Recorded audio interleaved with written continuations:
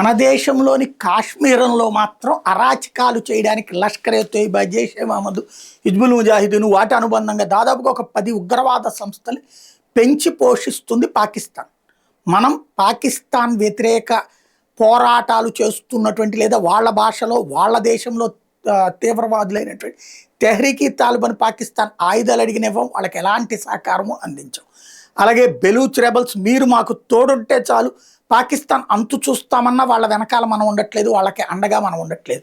అదే సందర్భంలో పాకిస్తాన్లో ఇప్పుడు జమ్మూ అండ్ కాశ్మీర్ నుంచి విడిపోయినటువంటి లేదా లాక్కున్నటువంటి లేదా దోచుకున్నటువంటి పాక్ ఆక్యుపైడ్ జమ్మూ కాశ్మీర్ ప్రజలు మీరు మాకు అండగా ఉండండి, పాకిస్తాన్ అంతు చూస్తామన్నా మనం ఉండట్లేదు. మనం తీవ్రవాదాన్ని ప్రోత్సహించాం, వేర్పాటువాదాన్ని ప్రోత్సహించాం. బట్ పాకిస్తాన్లో ఉన్నటువంటి రాక్షసులు, భారత వ్యతిరేక ఉన్మాదులు ఎవరైతే ఉన్నారో వాళ్ళని చంపేస్తున్నాం, నో మొహమాటం అందులో.